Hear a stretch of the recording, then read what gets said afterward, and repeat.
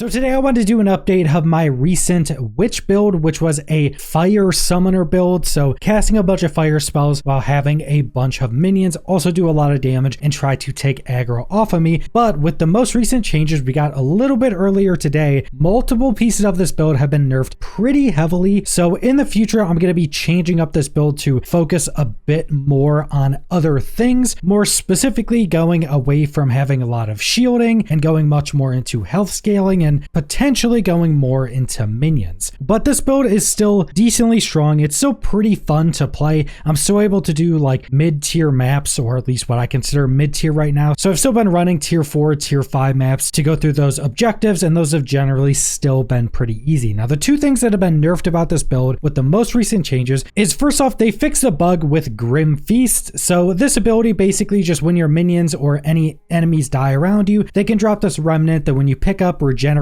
some of your energy shield and can overflow your energy shield to double the normal capacity. But if you mix this with Raging Spirits, which aren't a persistent minion, but if you could kill these Raging Spirits before they would normally despawn, they could drop those remnants, meaning those mixed with killing enemies, you would constantly have overflowed shield. That's been fixed. So now shielding overall is just much worse of a defensive than going into like max health or something like that. So I'm gonna have to change up a lot of my gear, respec a lot of my passive points to go all out of shield because it's just much weaker now. And not only that, but with those changes and whatever they did to Raging Spirits, now Raging Spirits is completely unusable with this build because this build is also focused on fireballs and having a lot of like multicast or additional projectiles, so fireballs. So when I'm using fireballs, I can randomly cast like a dozen of them, and when fireballs hit anything, they break into 8 fire bolts. So I can shoot out like dozens of fireballs that'll all hit something, and all of those will then shoot into 8 fire bolts. You could have like 100 fire bolts on your screen. But now they broke Raging Spirits, so instead of just the fireball itself hitting something, summoning Raging Spirits, now every single one of the fire bolts that impacts a wall, an environment, or an enemy will now also summon 5 Raging Spirits, and you can only have 10 out at a time. So not only does this lag your game, which it does, it's literally unplayable when I get my big procs of fireballs, but because it's constantly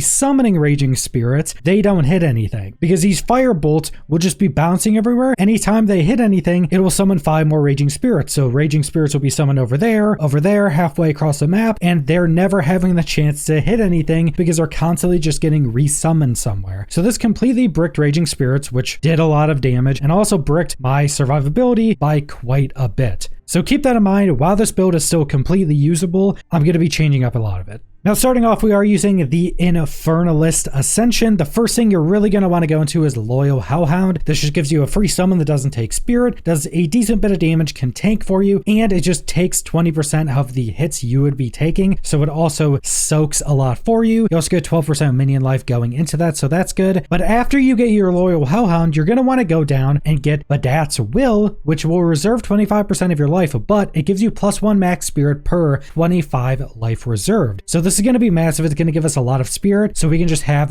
more summons. And getting down to this point, we're just going to be getting some max life, which is going to help us with getting more spirit from that. We're also going to be going into max life in future iterations of this build because shield has been so heavily nerfed. Then you also have Altered Flesh. So 20% of your cold and lightning is now taken as fire, which also means you want to get a lot of fire resistance. I'm not super great on that right now, but you're going to want to do that. And then 20% of physical is taken as chaos. And then some of the other passives we're going to go into in future iterations of the build will also help with even getting more damage reduction from Altered Flesh. So that's where you're going to want to be going into with that. And then after that, you're primarily just going to be going into more passives, like getting all of these max life increases, because after you get this, you really just want a lot of max life, because more max life equals more spirit equals more minions equals more damage and more things to soak damage for you. So it's all going to play together pretty well. And then going into our skills, we also have to go into our weapons because some of our skills come directly from our weapons. So first off, we have Skeleton Warrior from our Scepter. This is just going to give us 2 free Skeletal Warriors. These are primarily just for tanking and kind of being there. And the support gems we're using, I currently have Feeding Frenzy in them. This would be moved to something like our Skeletal Arsonist, but we don't have any more support gems currently. So this just allows them to do some more damage. They take more damage, but I think they're survivable enough right now. Then I have Maim aim, so they slow enemies. That's primarily what I want them doing with this. And then we have Last Gasp, which basically when they would die, they now just keep fighting for 4 seconds. This just helps a lot. I just want them kind of up front, tanking things and doing a little bit of supporting. And then I'm also going to be using a shield. Now this shield is actually really good for pretty much any summoner build because this shield gives you 50 spirit. Now what's also super good about shields is that you get the raise shield ability. Now all this does is it brings up your shield. It's basically active blocking, but a lot of hits in the game are fully blockable with this ability. You'll see in some of the gameplay that if I get like surrounded, I can just put on my shield and it completely blocks everything. And while blocking, as long as you don't take any direct damage, you can start regenning your shield while just blocking a ton of attacks. So this is incredibly strong, especially say all your minions die and you're getting surrounded. Just hold up your block until all your minions revive and you can stay alive for super long just with raise shield, and that's just with having a shield on. So the Oaksworn unique shield is incredibly strong, but if you don't have this unique, you can't get it yet, just get a shield with a bunch of defensives and the raise shield portion of it is going to be incredibly strong until you can get Oaksworn for that increase to spirit, which is super good, just more minions. And then looking past that, we have our summon Infernal Hound. Obviously this is going to be incredibly strong, doesn't take any spirit. We have Elemental Army for more resistances. We have Fiery Death, so when the Infernal Hound is hitting things, they can just basically blow them up when they're ignited. We have Meat Shield, so our Hound is just more tanky, and the reason for this is because our Hound is also going to be taking some of the damage from the hits we would take, so we want them to stay alive as long as possible. And then we have a Fire Exposure, so anytime our Hound is going to be hitting things, which they ignite everything around them, it gives enemies fire exposure, which just reduces their resistance to fire, so it's going to allow us to do more damage, and our Hound is basically just a tank with a lot of utility. Then a new part of this build, we're having Skeletal Storm Mage, and we're just having one of these. The primary reason is you can get these to shock. Now just their base ability has kind of a low chance to shock because they don't do a ton of damage yet. I think later on when we can get more support gems, their base abilities will just shock more, but their command ability, anytime one of your minions dies, you can command them to do a lightning strike at that dead minion's location, and it basically just shocks the ground. That has a guaranteed shock chance, which is also going to allow us to do more damage from some of our passives in our passive tree, but also with the Stormfire gem, whenever we shock something that is ignited, shock does not get removed from them. It just stays on them as long as they're ignited. Shock also makes enemies just take more damage by default, 20% increased damage. So this is basically utility just to shock things. Then we also have Conduction, so it has a higher chance to shock, and then Lightning Penetration, so it also penetrates more lightning resistance. And you only need and want one of these. You just want this to shock enemies. Then we now have a lot more Skeletal Arsonists. Skeletal Arsonists are obviously doing fire damage, they do some AoE, and they just do really high damage in general. So we have a lot of these out. We have 7 of these right now. They're going to be doing a lot of damage. The support gems, Minion Mastery, just +1 level. We have Execute, so they do more damage to low life enemies. Then we have Magnified Effect, so they have a bigger area of effect because they just throw bombs that have an area of effect. And as we get more support gems, we'll just put more damage increases into Arsonist. Then we still have Flame Wall, and this is primarily to ignite things, and Flame Wall actually does some pretty good damage. But we have Fortress, so it spawns in a circle instead of a line just to make it easier to hit things. We have Arcane Tempo, so it casts faster, so we don't have to worry about having a slow cast on it. And then we have Fire Mastery, +1 levels to the supported skill. Now Fire Mastery and Arcane Tempo, I will probably want to move to Fireball if I'm still playing Fireball once I get more support gems, because at the end of the day, Firewall is just to ignite things and to put it down for extra damage. We don't really need these other like damage increases or level increases. Those can go in Fireball later on. Then another change I added in because I don't have Raging Spirits anymore is Pain Offering. So we basically put one of our minions on a spike and it buffs all of our other minions within a certain radius to just make them cast a lot faster and do a lot more damage. So it just buffs up all of our minions like crazy. Then we have our support gems, Persistence for the effect to last longer. We have Font of Rage, which just builds up rage for us and all of our allies, so all of our minions within range, and rage just makes them do more attack damage. And then we also have Font of Blood, which just gives us some percentage of our life whenever we use skills. So us and our minions, this will allow them to stay alive even longer just because we'll constantly be healing. And then we're still using Grim Feast because I haven't gone into health yet. I still have a lot of shielding. We're using no support gems because support gems for these do cost spirit, but this is still good, especially when you're on anything but a boss. Any of your minions dying or any enemies dying can still drop the remnants, even though without the bug, slug, it's substantially less strong, but we can still regen a lot of shields and overflow as well. Then we're still using flammability, which we just curse enemies to reduce their fire resistance. Then we have heightened curse to increase the effect. And then we have life tap, so it costs life instead of mana. And then finally we have our spamming ability, which is fireball. You throw out a fireball, it hits anything, it shoots into a bunch of fire bolts. Then we have unleash, which just builds up these seals on it. Whenever you cast it with a seal, it casts more projectiles that do less damage, but it's just additional free projectiles. We have scatter shot, so now it has more projectiles all the time. It just does less damage and has less cast speed. Then we have wild shards, which is an absolute massive new addition. Supported skills have a 20% chance to fire 8 additional projectiles in a circle. I don't know why it explained it like that, but basically anytime I use fireball, it has a chance to just cast fireballs basically in every direction. Up, down, left, and right. It'll just cast lines of fireballs and it'll do 8 additional projectiles. Now this is so crazy because we already have additional projectiles. We're casting a lot of fireballs normally, so you can legitimately just cast dozens of fireballs whenever this procs. And because when fireballs hit anything, they shoot out into the 8 fire bolts, you'll just then spawn like hundreds of fire bolts. You'll see in the footage when this procs, the amount of burst damage and just AoE destruction it causes is absolutely crazy. Now, as in the last video, your passive tree is kind of simple. You're just going to go into anything that makes sense. Minion damage, minion survivability, more shielding. Again, I'm going to be changing up to health, so I'm probably going to be removing a lot of this increase to max shielding and shielding from the trees. If you're still going with shield version, just get all the shielding, get any spell damage increases. Again, just more minion damage increases. You can get Restless Dead for minions revive faster. That's super helpful. Increase minion resistances. We go here, so our damage penetrates more fire resistances, more spell power over here, more shielding here. Going over here is really nice. You deal increased elemental damage if you've ignited an enemy recently. This will be up all the time, but then also increased elemental damage if you shocked an enemy recently. So anytime our one summon shocks anything, we get a big burst of damage as well. Over here is pretty important. We get all of the chance for our spells to fire additional projectiles, so primarily just our fireballs, and we just go into all of these points. We go into all of these for just more minion accuracy, more survivability. Then we've gone up here and we have increased projectile speed for our projectiles for our fireballs, but primarily because there's a bunch of additional increases to the chance to get additional projectiles for our fireballs. And depending on when I change my build, or if you're still going into shielding, I'm also going up over here to get massively increased shielding again. But if I'm already changing my build and not going into shielding, I'll probably just be going somewhere else. The passive tree will definitely change a lot when I'm not going into shielding. And then that brings us to our gear, and our gear is actually much more simple when you're going into shielding because so many of your armor pieces, you kind of need to go into max energy shield and percent energy shield and get the energy shield base items. So a lot of that is kind of self-explanatory. You go all into energy shield on all of your items. But as we go more into health, we're going to be going more into getting health and strength because strength just gives you more health. But if you're still going into shielding, pretty simple. Then you want spirit anywhere you can get it. On your weapon, you're obviously going to want allies in your presence. Any buffs like that, cast speed, damage increases because that will affect all of our minions. Then you want resistances. A really important one is obviously going to be your fire resistances. And then any damage increases you can get like fire damage or elemental damage, anything like that's going to be good. Spell damage is always going to be good. And then if you can get plus levels to anything, like plus levels to my minion on my necklace here, or if you can get like plus to fire skills or anything for your fireball, anything like that is going to be pretty good. But again, because energy shield got such a heavy nerf, I'm going to be changing up quite a lot of my gear to go into the new version of this build. But like I mentioned, you can still go into the shielding and you can still do pretty decent in the end game right now with the current build with all of my current gear.